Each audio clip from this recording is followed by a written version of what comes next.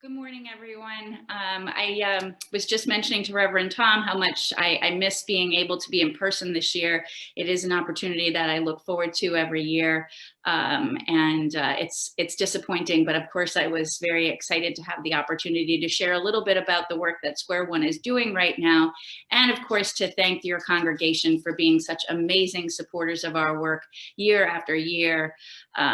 Some of the things that we have benefited from, the children and families in our programs have benefited from the food donations that you have so generously supplied to our families throughout the years, the classroom sponsorship, helping us supply classroom supplies, food for our children, professional development so that our teachers may have the opportunity to learn a specific skill to meet the certain needs of a child. We try very hard not to turn away any of the children that are in our programs who are interested in joining our programs. So oftentimes we'll have to send a teacher out for a special training to accommodate the needs of an individual child. So the funding that we receive from Christ Church Cathedral, it helps us in all of that. It's year after year been something that we've consistently relied on and that folks have just been so generous with. As many of you know who have heard me speak before, our children are coming from some often challenging situations at home. We serve about 500 children every day in our early learning programs, and most of those children are coming from homes that are stricken with poverty and food insecurity and have other challenges, perhaps an incarcerated parent or post-incarcerated, a parent who's battling with addiction or an addiction recovery. So a lot of our children are experiencing things at home that certainly lend to their,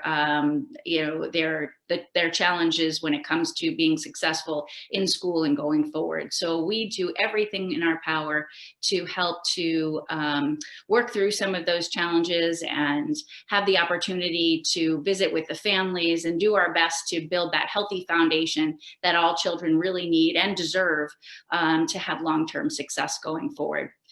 On the other side of the organization, we have our family support services, and that's everything from home visiting programs to programs, as I mentioned, for incarcerated and post-incarcerated families, parents who are dealing with addiction recovery, and we support them through their parenting challenges as it relates to that. We have play groups under normal circumstances during non-COVID times. We have financial literacy and support programs to help parents get jobs and develop the skills that they need to build a career or go back to school.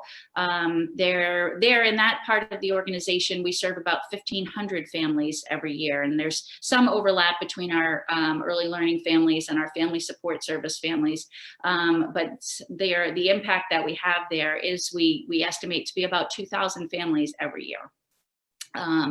It's a big task and a large undertaking, but we are so blessed to have the support of the community and organizations like Christ Church Cathedral who recognize the need in our community and the importance of the work that we're all doing and the importance of that community involvement, to have folks get involved and be supportive. It's one of the relationships that we're most proud of, to be honest. My face lights up when I see the emails come across from the church leadership or somebody in the parish who has an idea for helping to meet a need with our families.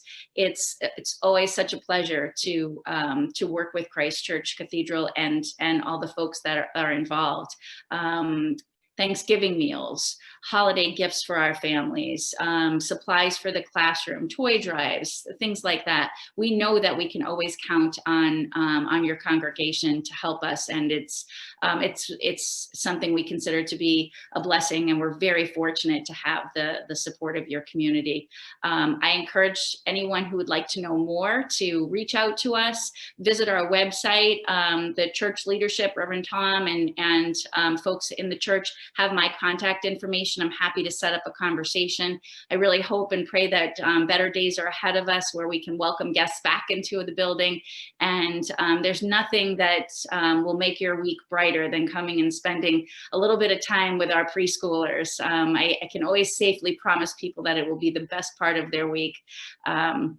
And it's something that we really miss doing. And I know that our friends in the community miss the opportunity to come by and visit too. But we hope that we'll be on the other side of the COVID crisis soon and be able to get back into having guests come and visit our sites and have some fun time with our children.